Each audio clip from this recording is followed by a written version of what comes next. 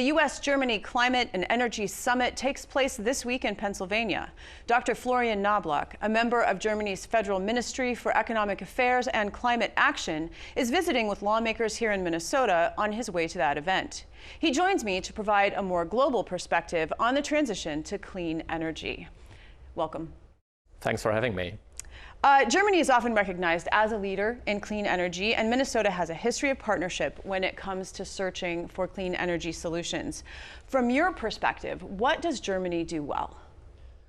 So there are two answers to that. So first part is, I think we started perhaps a bit earlier than others to look into renewables. So we tried to do our homework to transition towards renewable electricity first, and now to decarbonize our whole economy, essentially. But I think what's much more crucial, since Germany is only a tiny part of the whole world, and our emissions only account for like 2% of global emissions, from the beginning we made sure to cooperate with others, with people in Minnesota, for example, around the world, to spread the word, to share knowledge, to have an exchange of opinions and experiences on how we can proceed with the energy transition. So it's really great seeing how this is going along here in Minnesota, and how we are all working on that together. So really that spirit of cooperation, that's really the key, I think. Russia's invasion of Ukraine has led to an energy crisis throughout Europe and prompted a directional change in nuclear energy policy in Germany. Germany had been poised to become the first nuclear-free industrial power, but now will keep 2 plants operational for the time being. Will Russia's actions change the calculus on nuclear-powered energy in Germany? Well, we are facing difficult times in Germany right now due to Russia's war of aggression on Ukraine, and it will be tough to get through the winter. But let me be clear on that. Our targets regarding decarbonization, renewable energy, phasing out nuclear as well as coal remain in place. Still, we're forced to make some pragmatic decisions in the short term. Right now, for the winter, we need every single kilowatt hour of energy we can get from any source. Hence, we're keeping the 2 last remaining nuclear power plants as a strategic reserve, but that doesn't change that we're phasing out nuclear and coal and all fossil fuel power generation in the medium term. In fact, we're even increasing the speed of our energy transition to get away from fossil fuels, which in our opinion is key both for fighting climate change and increasing our energy security. Before now, had geopolitical risk been a consideration for clean energy transitions, and do other countries now need to ensure a level of self-sufficiency that perhaps they hadn't needed to consider before? Well, from a German perspective, self-sufficiency with regard to energy was and will remain unrealistic. We know we will remain an importer of energy. We will discontinue importing fossil fuels, but we will import renewable hydrogen, for example. And what's really important now is diversification of energy imports and also building up the supply chains which we need for building up the renewable energy infrastructure we need all around the world. So we need the capacities to build solar panels, to build windmills, to build electrolyzers for producing hydrogen, and we need many of those wherever we can build them. So getting these supply chains up and running and diversifying energy imports which become renewable, these are the 2 key aspects.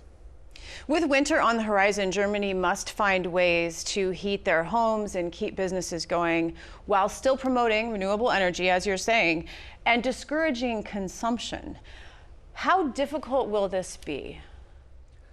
At the moment, we're quite optimistic that we can get through the winter without any energy shortages. Our gas storages are filled to 90% right now, and they on their own can keep us running for almost 2 months. We still have half of our gas supplies coming from places other than Russia, Netherlands, Norway, and recently increasing LNG imports from the United States. At the same time, we're doing all we can to increase energy efficiency and decrease energy demand.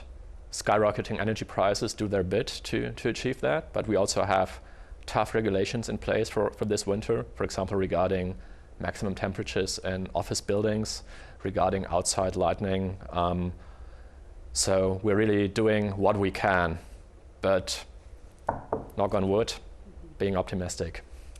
Your biography leads me to believe that a portion of your research deals with human behavior and decision making, which is a crucial element when energy policies will change how people live and how they feel about their history and their place in the world. I mean, energy impacts everything. So, for example, Politico published an article this week called "The Death of Das Auto: Can German Cars Survive the End of the Engine?"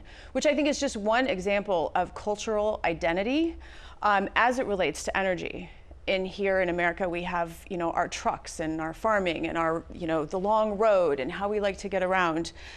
How does one motivate the average person to embrace the changes that are coming and not be fearful of the change?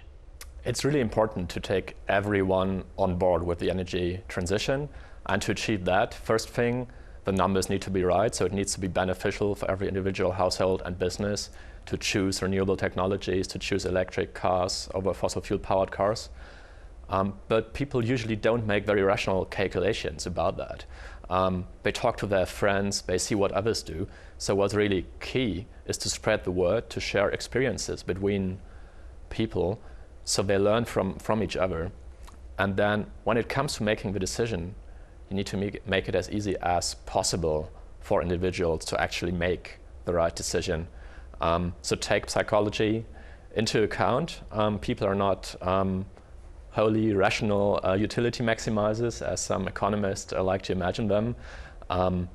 They do what others do around them. So once you convince some first movers, they'll spread the word and you see a dynamic that accelerates very quickly. So sometimes it seems hard in the beginning, but then change starts happening and things start moving very quickly. So there's a little bit of peer pressure involved here. Definitely. Minnesota's Governor Tim Walz announced this week that Minnesota will join with 6 other Midwestern states to develop hydrogen as a clean energy economic opportunity. How important is hydrogen to the future of clean energy? Hydrogen is really a key part of the solution for decarbonization. What we try to do in Germany is we try to electrify as much of the economy as we can. So ramping up renewable electricity, then electrifying home heating, electrifying transport in form of electric cars. But for some sectors, we just can't do that. When you think of heavy industry, steel industry, for example, when you think of trucking over long distances, when you think of shipping, aviation, you need solutions other than electricity and heavy batteries for that. So that's where hydrogen comes into the picture. And the nice thing is you can produce hydrogen from renewable electricity. So hydrogen is really the part that connects the renewable energy revolution with these hard-to-abate sectors. So it's really key to move quickly on the hydrogen front as well. So it's really exciting to see what's taking place here in Minnesota and the surrounding states with regard to that.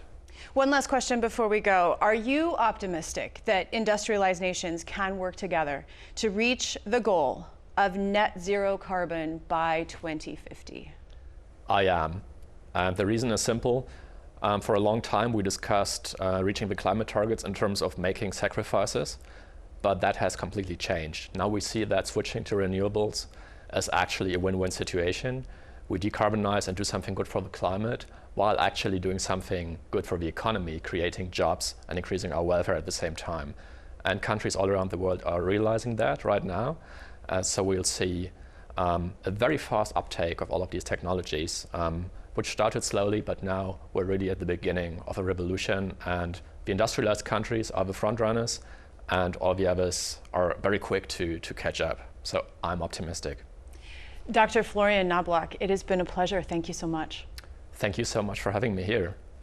Following the interview, Dr. Knobloch furthered the partnership between Minnesota and Germany by participating in a panel discussion with members of the Minnesota legislature about Germany's transition to clean energy. What's happening is that this month in September, the government will pay out 300 euros as a lump sum payment to every citizen in Germany, but that's only a start that will realistically cover additional energy costs from 1 or 2 months in the winter. What is your concern about the inflationary spiral that those kind of increases will create across your nation? In the medium and long term, I think getting away from fossil fuels is actually part of the solution, as it decreases our reliance on price fluctuations for fossil fuel imports, which are now part of the problem. But you're also right that having all these investments now taking place can lead to some supply constraints. So it's quite important to make sure that we expand production capacities within our economy. As we move towards electrification, and I saw just a week or two ago here, California, who's ahead of the other states in the country, got about 1 million electric cars or something, and they had a big alert out over the Labor Day weekend, I think, that don't plug your car in. We don't have enough power. Yeah. Well, if you can't electrify 1 million cars, how are you going to electrify 30 million of them? I mean, I just think we have a serious supply chain problem, not only on generation capacity. I mean, our grid here is stressed. I just got a load control message from my electric co-op here. So I got one yesterday. I got a winter place out west, and I got one yesterday from them. They called me, texted me that you can't use power during these hours, right? I mean, as we move towards, and I'm not against electric cars, I just figure we got to figure out the whole chain so that people can plug them in and move around. Or we're going to decide we're just not going to travel anymore, right? That, maybe we're just not going to move around. We're going to go to work and that's it. And then you got the whole supply chain issue of the batteries, the steel, the copper, the lithium, the cobalt, everything that goes into electrifying. We don't have the supply chain to manage all that. What really matters is how you set up your grid. So actually having many electric cars around can be both a burden and part of the solution. Once you have smart grids where electric cars with their batteries also serve as electricity storage to balance the grid. We don't have that right now, but it needs to happen in the future. So we both have all these electric cars coming onto the street, and we have the problem of grid balancing. So that can go hand in hand. You have 1 million cars in California. You have 1 million free batteries for short-term electricity storage standing around, and cars stand around most of the day. So when you make sure they're connected to the grid while they're parked, and there's a smart system to charge and uncharge them when needed, that will go a long way